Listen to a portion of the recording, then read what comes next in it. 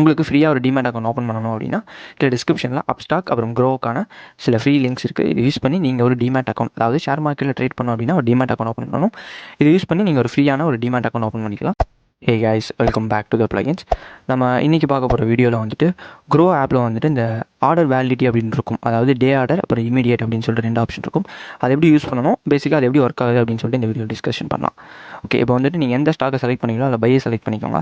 அது advance option அப்படின்னு இருக்கும். அதை கிளிக் பண்ணிங்க அப்படின்னா வந்துட்டு உங்களுக்கு ஒரு ஆப்ஷன் வரும். ஆர்டர், ரெகுலர் ஆர்டர், அப்புறம் வந்து எஸ்எல் ஆர்டர் அப்படின்ட்டு அது வந்து ஸ்டாப் லாஸ். அது வந்துட்டு எப்படி இருக்குது அப்படிங்கிறது வந்து ஸ்டாப் லாஸை பற்றின சின்ன பேசிக்கான இன்ஃபர்மேஷன்ஸ் அங்கேயே கொடுத்துருப்பாங்க.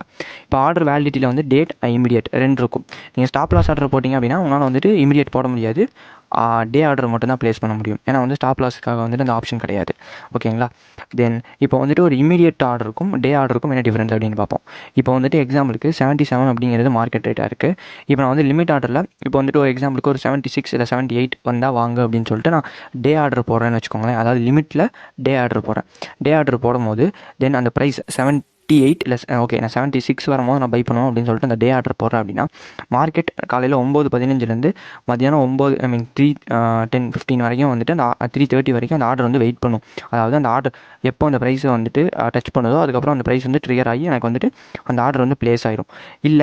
இல்லைன்னா வந்துட்டு தென் மார்க்கெட் க்ளோஸ் ஆகும்போது ஆட்டோமேட்டிக்காக அந்த ஆர்டர் வந்து கேன்சல் ஆயிரும். தென் இதே இது இமீடியட்டில் போடுறேன். இப்போ லிமிட் ஆர்டரில் வந்துட்டு 77 இருக்குது. இப்போ நான் வந்து 76 வேணும் அப்படின்னு சொல்லிட்டு இமீடியட்டாக போடுறேன் அப்படின்னா நான் கோட் பண்ணுற அன்றைக்கி இப்போ இந்த செகண்டில் வந்து நான் போடும்போது அந்த ப்ரைஸ் வந்தால் மட்டும் வாங்கும், இல்லைனா வந்து ஆட்டோமேட்டிக்காக அந்த ஆர்டர் வந்துட்டு கேன்சல் ஆகிடும். இதுதான் வந்து டேக்கும் அந்த இமீடியட்டுக்கும். அது பேர்லேயே வந்து நம்ம புரிஞ்சுக்கலாம். டே அப்படிங்கிறது இன்றைக்கி க்ளோசிங் அவர் வரைக்கும் அந்த டைம் வந்துட்டு டைம் வந்துட்டு எக்ஸ்டெண்ட் ஆகும். அதாவது லிமிட் ஆர்டரோ இல்லை மார்க்கெட் ஆர்டர் அப்படிங்கிறது உடனே ப்ளேஸ் ஆயிடும்.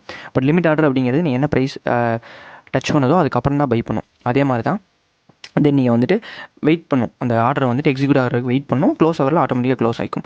அதே இது இமீடியட் அப்படிங்கிறது இமீடியட்டாக அந்த ப்ரைஸ் வந்தால் மட்டும் பை பண்ணும், இல்லைனா உடனே கேன்சல் பண்ணிடும். வித்தின் செகண்ட்ஸ், போடுற செகண்டில் அந்த அமௌண்ட் வந்தால் பை பண்ணும், இல்லைனா உடனே கேன்சல் பண்ணிடும். அவ்வளோதான் இந்த 2 ஆர்டருக்கும் உள்ள டிஃப்ரென்ஸு. தென் இது அந்த அளவுக்கு யூஸ்ஃபுல்லாக வந்து இமீடியட் ஆர்டர் அவ்வளோக்கு யூஸ் பண்ண மாட்டாங்க. டே ஆர்டர் தான் மேக்ஸிமம் பீப்பிள்ஸ் வந்து யூஸ் பண்ணுவாங்க. நானும் அதை யூஸ் பண்ணுறேன். தென் இந்த வீடியோ பிடிச்சிருந்துச்சுன்னா மறக்காமல் like and share, subscribe to Plugins. Then thanks for வாட்சிங் this video. Have a nice day.